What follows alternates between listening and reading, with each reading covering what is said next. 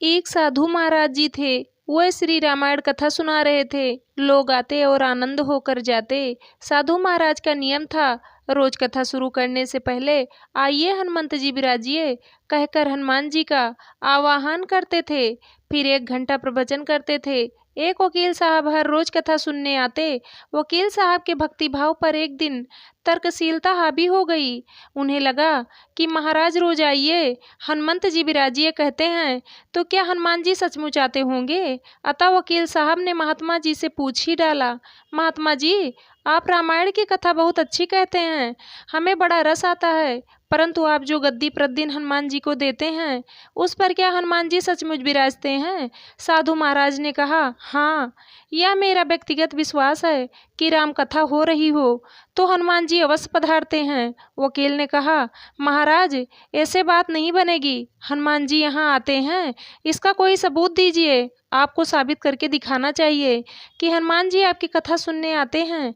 महाराज जी ने बहुत समझाया कि भैया, आस्था को किसी सबूत की कसौटी पर नहीं कसना चाहिए। यह तो भक्त और भगवान के बीच का प्रेम रस है, व्यक्तिगत श्रद्धा का विषय है। आप कहो तो मैं प्रवचन करना बंद कर दूं या आप कथा में आना छोड़ दो। लेकिन वकील नहीं माना, कहता ही रहा कि आप कई दिनों से दावा करते आ रहे हैं, यह बात और स्थानों पर भी कहते होंगे, इसलिए महाराज आपको तो साबित करना होगा कि हनुमान जी कथा सुनने आते हैं। इस तरह दोनों के बीच वाद विवाद होता रहा। मौखिक संघर्ष बढ़ता चला गया। हार कर साधु महाराज ने कहा, हनुमान जी हैं या नहीं, उसका सबूत कल दिलाऊंगा। कल कथा शुरू हो तब प्रयोग करूंगा। जिस गद्दी पर मैं हनुमान जी को विराजित होने को कहता हूँ, आप उस गद्दी को आज अपने घर ले जाना, कल अपने साथ उस गद्दी को लेकर आना और फिर मैं कल गद्दी यहाँ रखूंगा। कथा से पहले हनुमान जी को बुलाएंगे, फिर आप गद्दी ऊंची उठाना।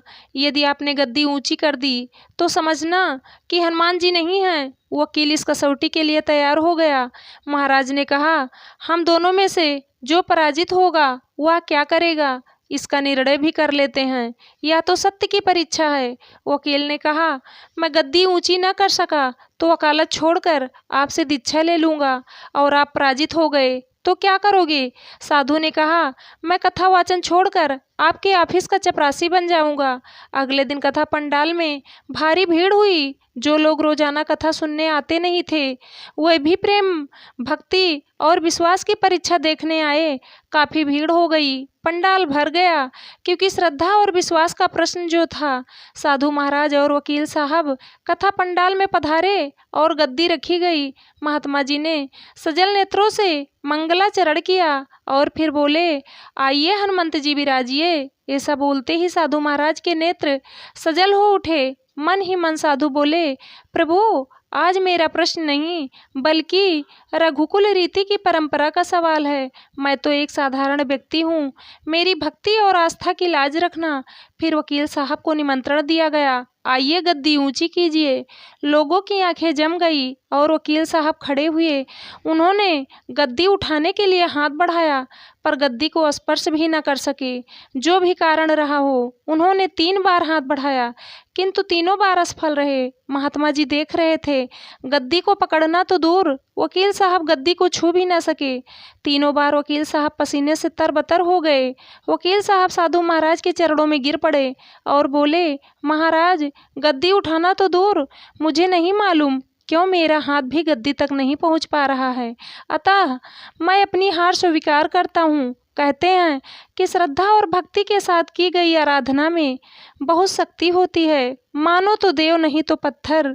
प्रभु की मूर्ति तो पत्थर की होती है, लेकिन भक्त के भाव से उसमें प्राण प्रतिष्ठा होती है, तो प्रभु विराजते हैं। जय जय बजरंगबली की, जय जय श्री राम। दोस्तों, ये प्रसंग आप लोगों को कैसे लगा? आप लोग कमेंट करके ज़रूर बताना। चैनल को सब्सक्राइब करना, वीडियो को लाइक करना, शेयर करना। वीडियो को अंत तक देखने के लिए आप लोगों का तहे दिल से धन्यवाद।